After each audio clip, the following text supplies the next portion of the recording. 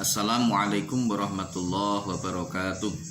Bismillah, alhamdulillah, salatu wassalamu ala rasulillah wa ala alihi wa sahbihi wa kulli man tabi'ahu bi ihsan ila yaumil qiyamah ma ba'da.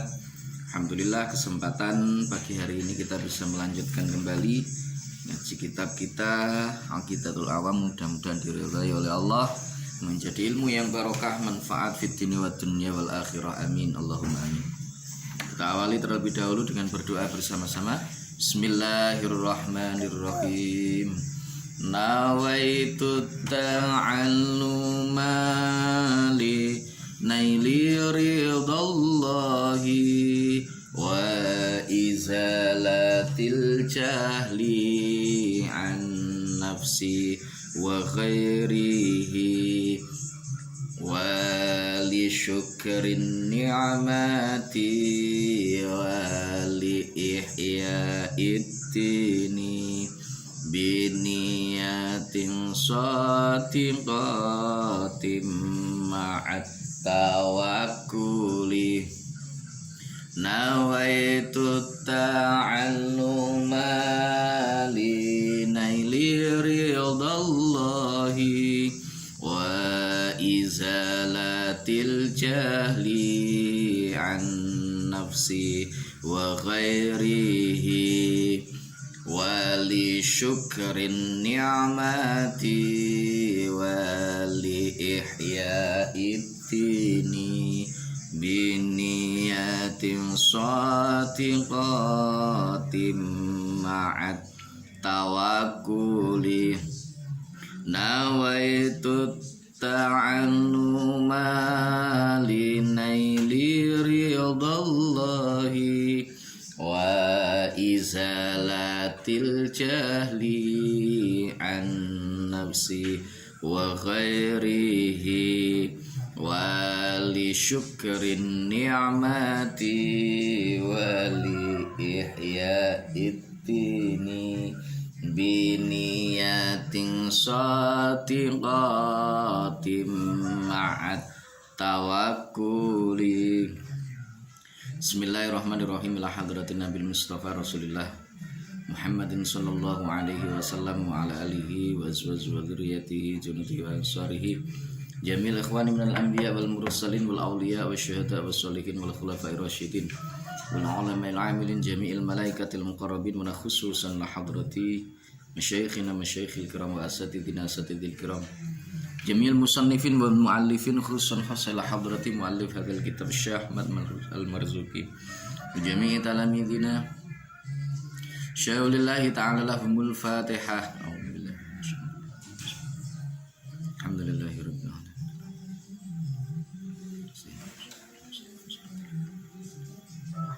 Bismillahirrahmanirrahim. Subhanaka la ilma lana illa ma 'allamtana innaka antal alimul hakim. Qala rabbi shrah li sadri wa yassir li amri wahlul 'uqdatam min lisani yafqahu qawli. Shalatu wassalamu alayka wa ala alika ya sayyidi ya Rasulullah alimni wa rabbini. Bismillahirrahmanirrahim. Soal pinten kathahipun sifat wajib kagunganipun para rasul utawi utusan?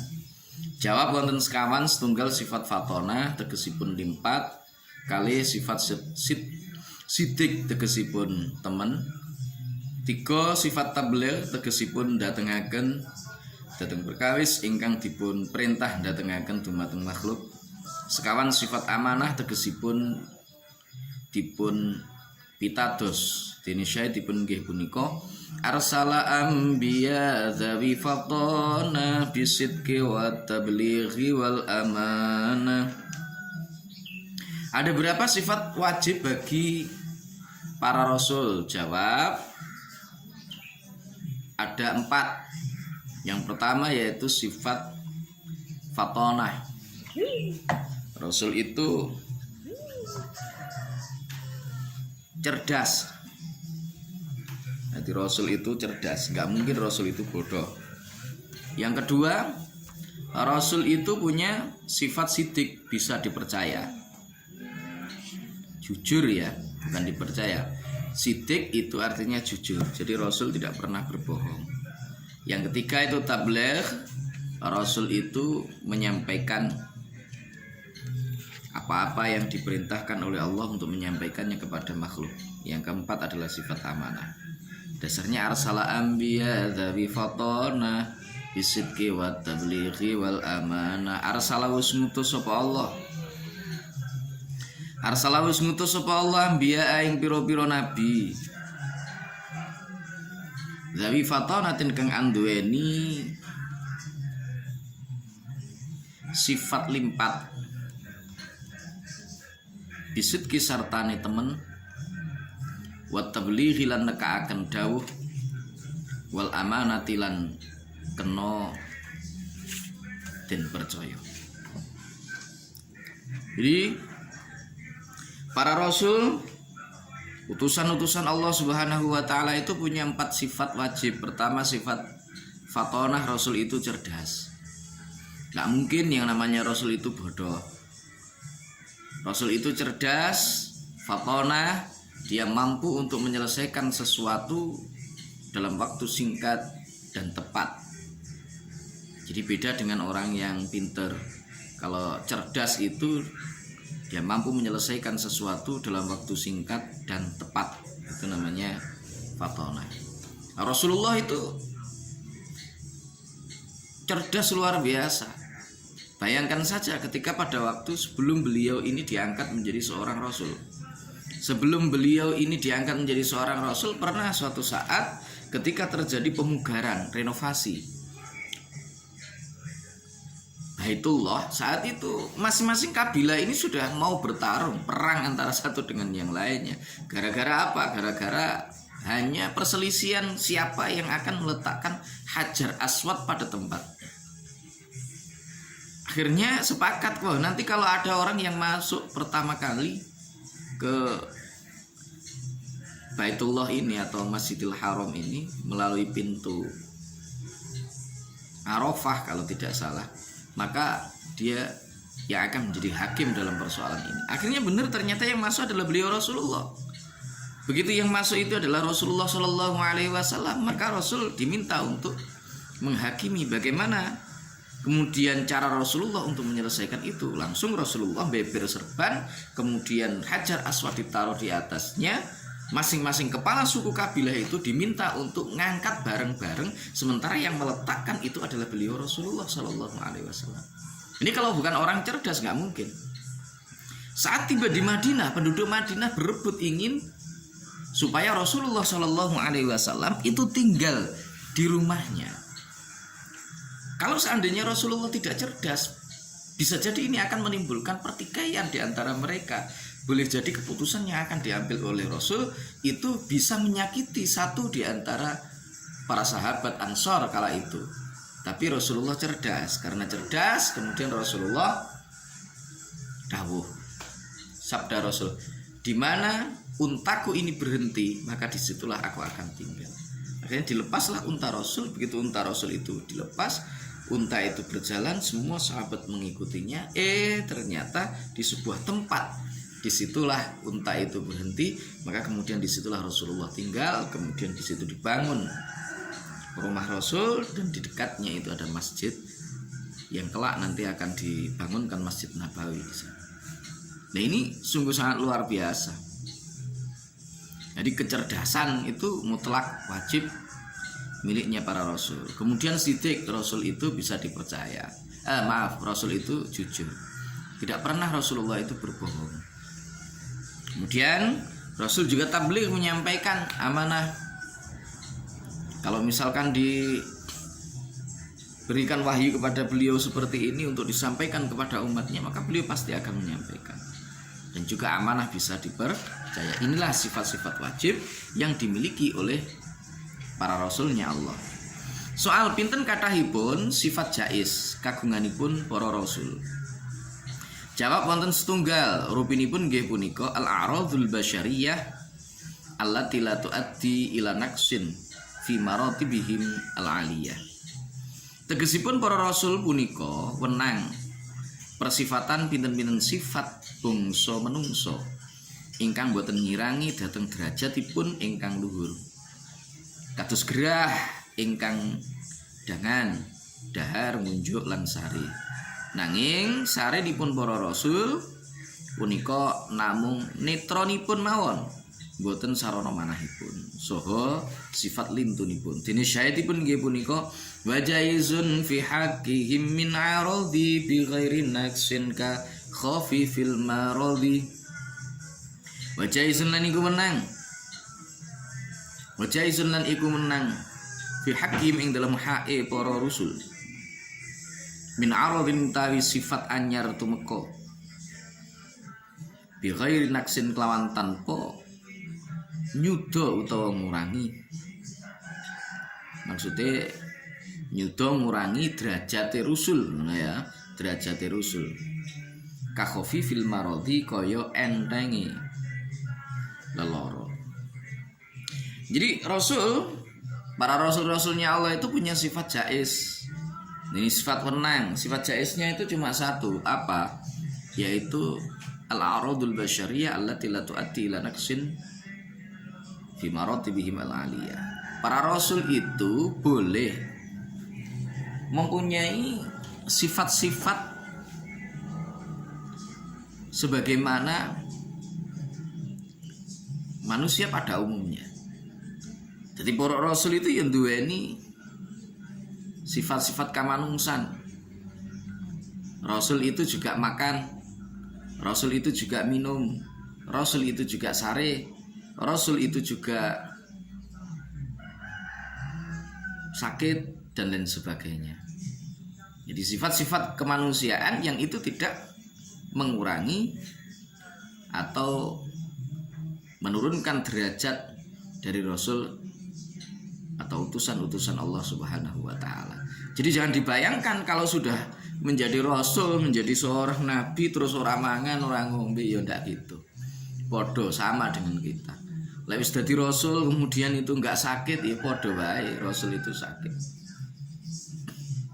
Kalau jadi rasul misalkan ora tahu kesel, ya ndak, sama saja capek.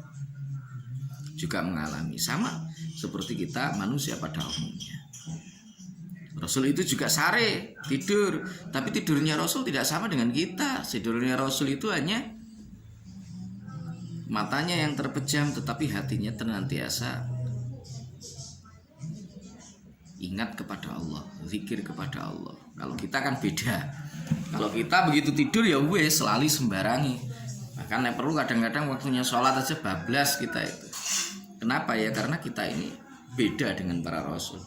Derajat kita beda dengan rasul.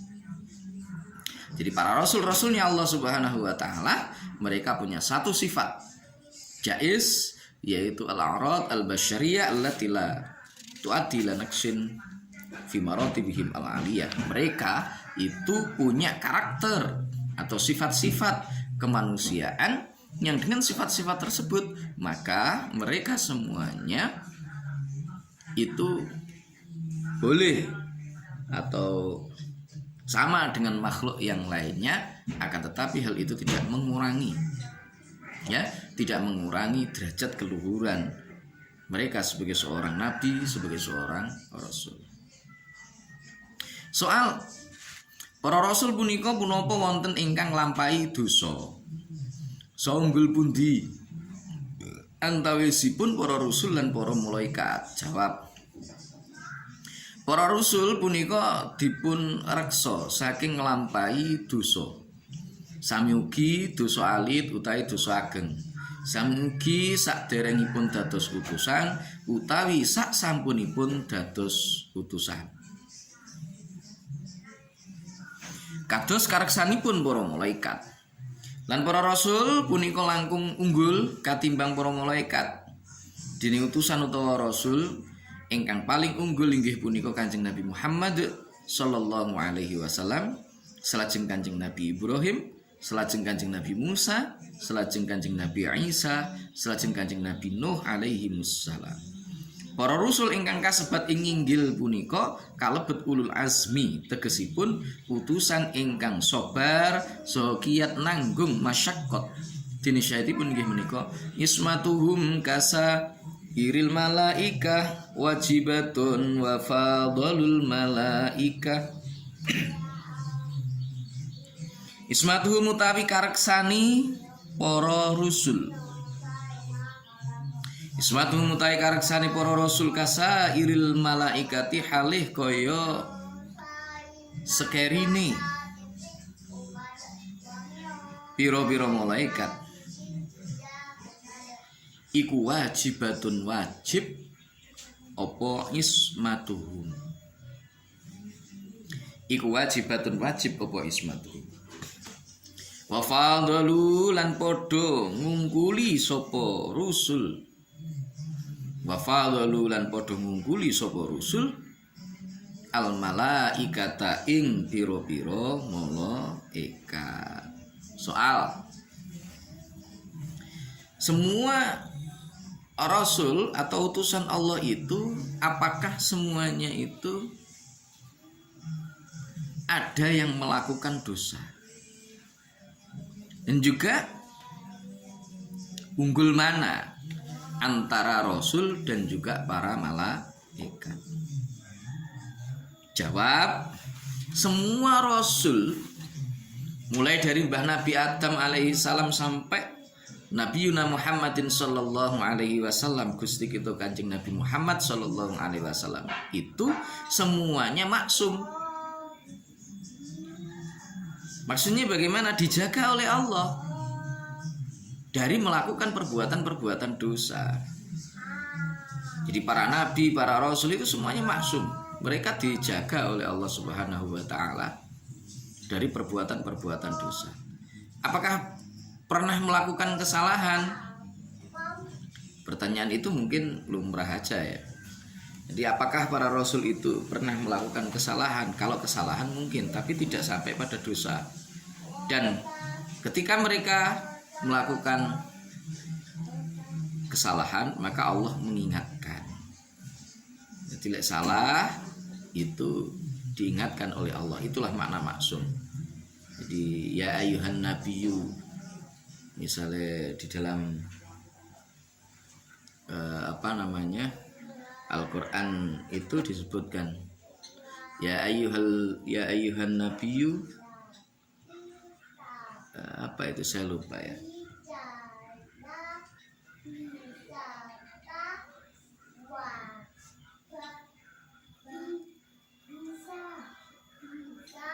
Saya lupa ayatnya.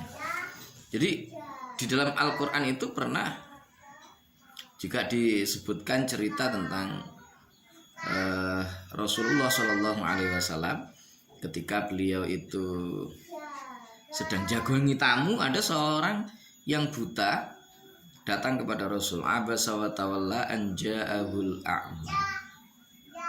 Ya, ada seorang buta datang kepada Rasulullah. Nah, karena Rasul itu sedang menjagongi orang yang mulia, lantas ya Rasul itu mukanya agak masam begitu ya. Tetapi kemudian itu ditegur oleh Allah Subhanahu wa taala. Meskipun itu sesungguhnya ya bukan merupakan sebuah dosa, hanya sekadar kurang senang begitulah, mungkin seperti itu. Tapi yang perlu harus kita ketahui, yang datang itu ada orangnya buta. Jadi kalau orangnya buta berarti di situ dia tidak tahu apa yang dilakukan atau yang terjadi pada pribadi Rasulullah Shallallahu Alaihi Wasallam. Gitu ya. Nah, jadi para nabi, para rasul itu semuanya maksum, dijaga oleh Allah Subhanahu wa taala. Jadi mereka nggak ada yang melakukan dosa, tidak ada yang melakukan dosa. Hatta Nabi Yuna Adam alaihi salam. Lah, gimana Mbah Nabi Adam itu kok sampai makan buah khuldi, padahal itu kan dilarang oleh Allah. Wala taqrabu hadhihi syajarata fatakuna minadh dhalimin. Jangan kalian mendekati buah khuldi ini. Kalau kalian mendekati, maka sudah termasuk dalam orang-orang yang zalim. Nah, dalam konteks itu sesungguhnya kita kalau mau mengkaji kembali pada ayat yang menjelaskan wa idz qala rabbuka lil malaikati inni ja'ilun fil ardi khalifah qalu ataj'alu fiha may yufsidu fiha wa yasfiku dima. Ternyata Mbah Nabi Adam itu sebelum beliau diciptakan itu sudah ditakdirkan untuk berada di dunia, bukan di surga tempatnya. Jadi Mbah Nabi Adam itu ketika hendak diciptakan, Allah sudah berfirman kepada para malaikat bahwa Mbah Nabi Adam ini nanti akan ditempatkan di bumi. Berarti ada settingan dari Allah, bukan kesalahan, bukan dosa dari Mbah Nabi Adam, tetapi karena ya memang sudah disetting oleh Allah, karena memang beliau itu adalah seorang nabi, maka hal itu ya dianggap sebagai sebuah kesalahan. Akhirnya Mbah Nabi Adam turun ke bumi, kemudian tobat kepada Allah. Rabbana zalamna anfusana wa illam taghfir lana wa tarhamna lanakunanna minal khasirin. Itu ya. Jadi para nabi, para rasul semuanya maksum, dijaga oleh Allah Subhanahu wa taala. Mereka semuanya tidak ada yang melakukan dosa. Lebih utama mana antara nabi dan para malaikat? Malaikat itu nggak pernah berbuat maksiat. Jadi yang namanya malaikat itu mereka tidak pernah berbuat maksiat. Alaiha malaikatun ghiladun syidadun la ya'sunallaha ma amarahum wa yaf'aluna ma yu'marun. Meskipun malaikat itu diperintahkan untuk nunggu neraka yang panas seperti itu, ya mereka tetap setia. Mereka yang diperintah untuk sujud disujud, baik itu malaikat. Mereka yang diperintahkan untuk tasbih terus membaca tasbih, dan seterusnya dan seterusnya. Tetapi antara malaikat dengan manusia, dengan rasul, jelas itu mulia rasul. Kenapa demikian? Allah menitipkan nafsu di dalam diri manusia, sementara malaikat itu nggak punya nafsu. Malaikat itu wajar kalau misalkan dia tidak pernah melakukan kesalahan, karena memang Allah tidak menitipkan nafsu di dalam dirinya. Sementara manusia ada nafsu di dalamnya. Begitu manusia itu ada nafsu, maka tantangannya itu akan jauh lebih besar. Jadi seseorang yang meraih sebuah prestasi, sebuah kesuksesan karena adanya perjuangan yang sangat luar biasa, tentu itu nilainya akan lebih tinggi dibandingkan dengan mereka yang meraih tanpa ada sebuah perjuangan. Anaknya orang kaya misalkan, atau anaknya seorang pejabat, mereka bisa menduduki jabatan tinggi. Mengapa mereka bisa menduduki jabatan tinggi? Karena mungkin ayahnya, karena mungkin bapaknya atau ibunya.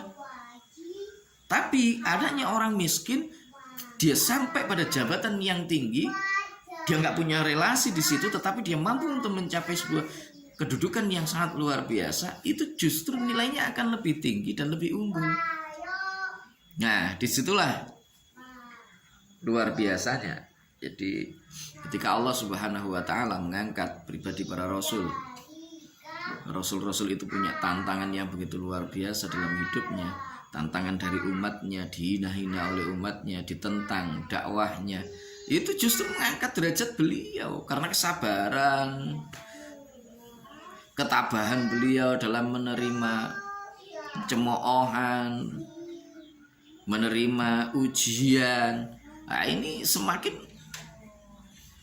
menunjukkan tingkat kualitas dari imannya itu sangat luar biasa. Nah, jadi para rasul itu mereka semuanya maksum, dijaga oleh Allah Subhanahu wa taala dari melakukan perbuatan-perbuatan dosa. Juga para nabi dan rasul itu mereka lebih utama bila dibandingkan dengan para malaikat, meskipun para malaikat itu tidak pernah melakukan kesalahan, karena para malaikat itu tidak punya nafsu, mereka tidak punya keinginan sebagaimana keinginan manusia. Ya. Nah, untuk kali ini cukup. Kita lanjutkan di pertemuan yang berikutnya. Kita tutup dengan berdoa bersama-sama. Bismillahirrahmanirrahim. Allahumma anfa'na bima 'allamtana wa 'allimna ma yanfa'una wa zidna ilma wa na'udzu bika min hali ahlin nar. Alhamdulillahi ala kulli hal. Allahumma anfa'na bima 'allamtana وعلمنا ما ينفعنا وزدنا علما ونعوذ بك من حال أهل النار الحمد لله على كل حال اللهم انفعنا بما علمتنا وعلمنا ما ينفعنا وزدنا علما ونعوذ بك من حال أهل النار الحمد لله على كل حال. Baik, terima kasih. Semoga bermanfaat dan senantiasa diridhai oleh Allah Subhanahu wa taala.